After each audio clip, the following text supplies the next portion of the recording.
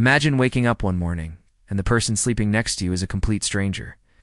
Their face is familiar, maybe, but the lifetime of memories you shared your wedding day, the birth of your children, the silly inside jokes are all gone, vanished.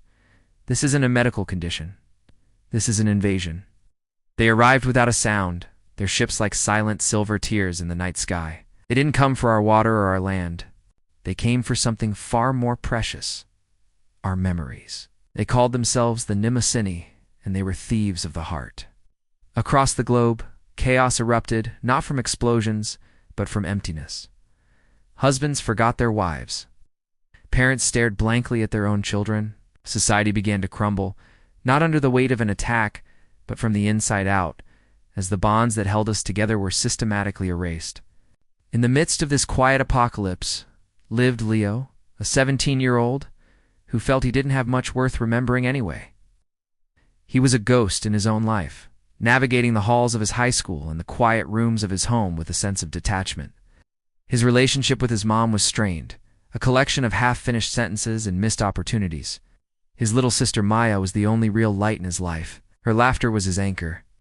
One evening, he was helping Maya with her homework when he saw a silver drone, no bigger than a hummingbird, hovering outside their window. It pulsed with a soft, ethereal light. Before he could react, it phased through the glass.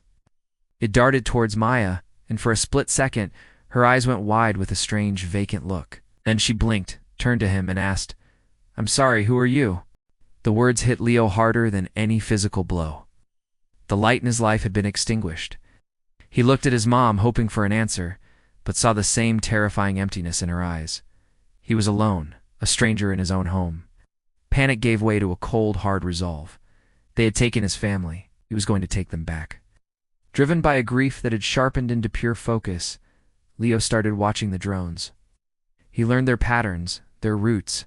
They were collectors, gathering memories and ferrying them back to small local scout ships that served as temporary storage hubs. These scout ships then uploaded their precious cargo to the massive mothership hanging like a dead moon in the orbit above. Leo knew a frontal assault was impossible. But maybe, just maybe, he could be smarter. He wasn't a soldier or a scientist, but he was a kid who had spent countless hours taking apart and rebuilding computers, a whiz at coding and bypassing security systems. He found his target, a scout ship that landed in a deserted industrial park every night to recharge. It was a long shot, a desperate, insane plan, but it was the only one he had. For a week, he prepared. He siphoned power from abandoned buildings, cobbled together an EMP device from old microwave parts, and wrote lines of code designed to interface with an alien operating system he could only guess at.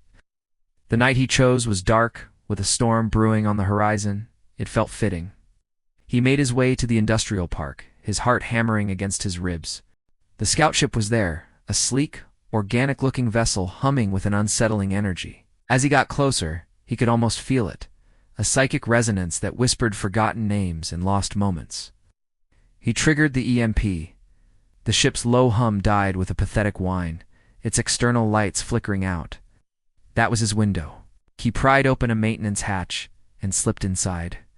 The interior was unlike anything he'd ever seen, a labyrinth of pulsating light and smooth, seamless walls. He found what looked like a cockpit and plugged his makeshift laptop into a port that seemed to fit. His code began to run, a frantic battle of human logic against alien architecture. Alarms, silent but visible as flashing red glyphs, started to flare up. He ignored them, his fingers flying across the keyboard. And then he was in. He took control of the ship's navigation. The vessel lifted off the ground with a shudder, ascending into the stormy sky. He was flying an alien ship. The thought was so absurd it almost made him laugh. He pushed the ship higher and higher, breaking through the cloud cover and into the terrifying beauty of space. There it was, the mothership. A city-sized behemoth of dark metal and cold light. Docking was less of a plan and more of a controlled crash. He slammed the small scout ship into a larger hangar bay, the impact sending him flying across the cockpit. Scrambling out of the wreckage, he found himself in a vast, cavernous space. And in the center of it, he saw the vault. It was a colossal sphere of swirling, iridescent energy. This was it, central repository. Every stolen memory from every person on Earth was in there. He ran towards it, his laptop clutched in his hand.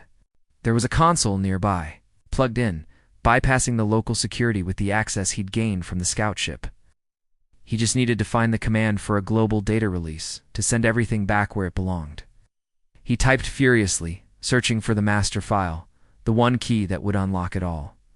Finally, he found it. A single command prompt glowed on his screen: Initiate Restoration Protocol. With a shaking hand, he hit enter. The sphere of energy pulsed violently. Streams of light like a billion shooting stars erupted from its surface, cascading down towards the earth below. He had done it. He had saved them.